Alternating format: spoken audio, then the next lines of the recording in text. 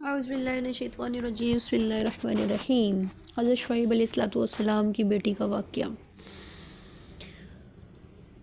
ہائے ہائے، کہا جاتا ہے کہ باہر عورت نکلے تو کس طریقے سے نکلے، اس کا نمونہ اللہ تعالیٰ نے ایک عورت کے باہر کے انداز کو بیان کر کے بتایا کہ ایک عورت باہر آئی تھی ایک کام کے لیے، وہ اس طرح چلی کہ وہ چال اللہ کو پسند آ گئی۔ اللہ نے اس عورت کی چال کو قرآن کا حصہ بنایا قیامت تک کے لیے۔ شعیب علیہ السلام کی بیٹیاں جانوروں کو پانی پلا کر ایک دن واپس جلدی آ گئیں، تو شعیب علیہ السلام نے پوچھا جلدی کیسے آ گئی ہو؟ کہنے لگیں ایک نوجوان نے ہماری بکریوں کو پانی پلا دیا۔ تو شعیب علیہ السلام کہنے لگے پھر اس کو اس کی جزا دینی چاہیے؟ انہوں نے کہا جی ضرور دینی چاہیے۔ تو شعیب علیہ السلام نے کہا اچھا جاؤ اور اسے بلا کر لاؤ۔ اب شعیب علیہ السلام کی ایک بیٹی بلانے کے لیے گئی۔ موسیٰ علیہ السلام کو اللہ نے اس کے چلنے کے انداز کو بتانے کے لیے جو الفاظ بیان فرمائے وہ یہ ہیں کہ فَجَاءَتْهُ إِحْدَاهُمَا تَمْشِي عَلَى اسْتِحْيَاءٍ،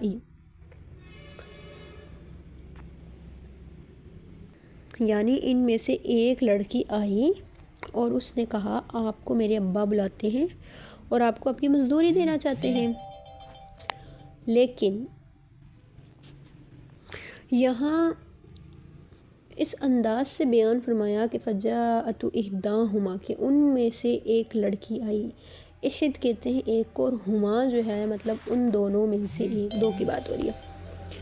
اور جو چلی اس کی چال اللہ کو ایسی پسند آئی کہ اللہ نے اسے قرآن کا حصہ بنا دیا۔ تمشی علی استحیاء، کہ وہ لڑکی چل رہی تھی حیا سے، لیکن یہاں پر جو علی اور استحیاء لفظ آئے ہیں نا، یہ خوبصورت تشبیہ دی ہے کہ اللہ تعالیٰ نے حیا کو یہاں سواری سے تشبیہ دی اور حیا کو ایک سواری بنایا، مثلا اونٹ گھوڑا وغیرہ۔ تو اس بیٹی کو اللہ تعالیٰ نے سوار بنایا، گویا اللہ تعالیٰ یوں کہہ رہے ہیں ان میں سے ایک لڑکی جو چل رہی تھی وہ یوں لگ رہا تھا جیسے حیا ایک سواری ہو اور وہ لڑکی اس پر سوار ہو، اور اسے اپنی زبان میں منتقل کرنے کے لیے یوں کہا جا سکتا ہے کہ ان میں سے جو ایک لڑکی آ رہی تھی وہ لڑکی نہیں آ رہی تھی بلکہ حیا خود چل کے آ رہا تھا۔ تو یہ طریقہ ہے مسلمان عورت کا گھر سے باہر نکلنے کا، کہ اس طریقے سے وہ نکلے عاجزی کے ساتھ اور سر جھکائے اور متانت کے ساتھ چلیں۔ کہ دیکھیں حضرت شعیب علیہ السلام کی بیٹی کی چال اللہ تبارک و تعالیٰ کو اتنی پسند آ گئی کہ اللہ نے اس کو قرآن کا ایک حصہ بنا دیا، اس کو قرآن میں ذکر کر دیا۔ پھر وہ ایک لمبا چوڑا واقعہ ہے کہ وہ حضرت شعیب علیہ السلام کے پاس آئیں اور انہیں پیغام دیا، اور پھر شعیب علیہ السلام کو اپنے ساتھ لے کر گئیں۔ اب انہوں نے یہ بھی نہیں کیا کہ خود آگے آگے چل رہی ہوں اور شعیب علیہ السلام ان کے پیچھے کیا جو آپ کو میرے ابا نے بلایا ہے اور گھر چلنا ہے، کیونکہ حضرت شعیب کو تو نہیں پتہ نا کہ کہاں مڑنا ہے، کیسے مڑنا ہے اور کس گھر جانا ہے۔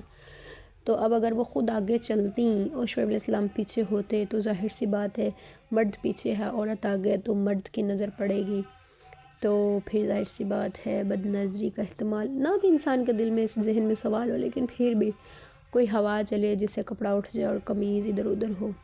تو انہوں نے کیا کیا، انہوں نے کہا کہ آپ نے آگے آگے چلنا ہے اور میں نے آپ کے پیچھے چلنا ہے۔ تو یہ دیکھو حیا تھی، حیا کا تقاضا تھا، ہونا تو یوں چاہیے تھا کہ وہ ان کو اپنے ساتھ اپنے گھر لے کے جا رہی ہیں تو وہ آگے ہوتی ہیں اور وہ پیچھے، حضرت شعیب علیہ السلام پیچھے ہوتے، لیکن ایسا نہیں کیا۔ انہوں نے کہا کہ میں آپ کے پیچھے اور آپ میرے آگے چلیں، اور جہاں مڑنا ہوگا جیسے مڑنا ہوگا میں آپ کو بتاتی رہوں گی، کیا اب آپ دائیں طرف مڑ لیں یا سیدھا چلیں یا بائیں طرف مڑ لیں، راستے کا وہ انہیں بتاتی رہیں، اور جیسے جیسے وہ بتاتی رہیں ویسے ویسے وہ چلتے رہے۔